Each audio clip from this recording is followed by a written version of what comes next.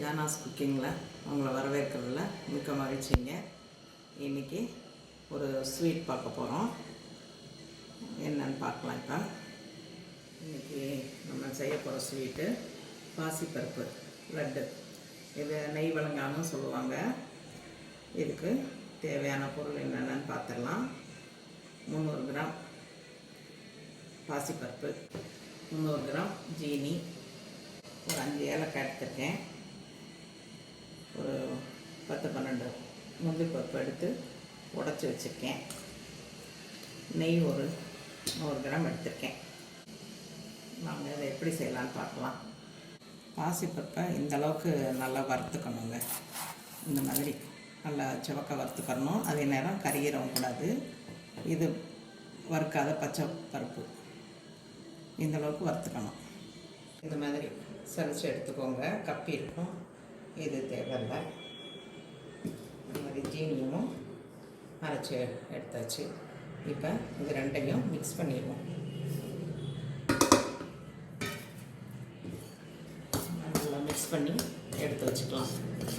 ரெண்டையும் நல்லா கலந்துட்டு நான் பாதியாக எடுத்து வச்சுருக்கேன். கொஞ்சம் கொஞ்சமாக செஞ்சால் கொஞ்சம் ஈஸியாக செய்யலாம், மொத்தமாக கலக்காமல். அதனால் நான் ரெண்டையும் பாதியாக பிரித்து வச்சுருக்கேன். வாங்க இதை எப்படி செய்யலான்னு பார்க்கலாம். பற்ற வச்சுருக்கேன்.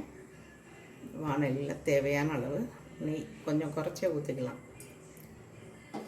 முதல்ல மொத்தமாக ஊற்றாமல் பாதி நெய் மட்டும் ஊற்றிருக்கேன். முந்திரி பருப்பை வறுத்துடலாம். முந்திரி பருப்பு செவந்துருச்சு. இப்போ நம்ம எடுத்து இந்த மாவில் ஊற்றி நல்லா மிக்ஸ் பண்ணி வச்சுக்குவோம்.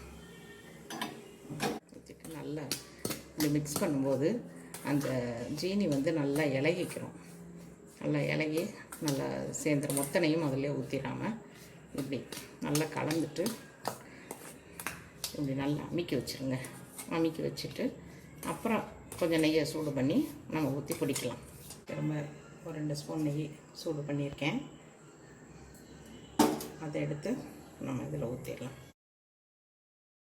ஊற்றிட்டு இந்த மாதிரி லைட்டாக கலந்து விட்டுட்டு பிடிக்க ஆரம்பிச்சிடலாம். முதல்ல அப்படி டக்கு டக்குன்னு பிடிச்சி வச்சுட்டு அடுத்தது திரும்ப நம்ம சரி பண்ணிக்கலாம். அந்த உருண்டையை இந்த மாதிரி கொஞ்சம் அன்சைஸாக தான் இருக்கும், பரவாயில்ல. பிடிச்சி வச்சுட்டு அப்புறம் நம்ம சரி பண்ணிக்கலாம். உருண்டையை நம்ம பிடிக்கும்போது இப்படி அன்சைஸாக இருந்தால் கூட கொஞ்சம் நம்ம வேகமாக பிடிச்சிட்டு அப்புறமா கொஞ்சம் லேட்டாக இப்படி சரி பண்ணோன்னா நல்லா வந்துடும். இந்த மாதிரி நல்லா கரெக்டாக வந்துடும்.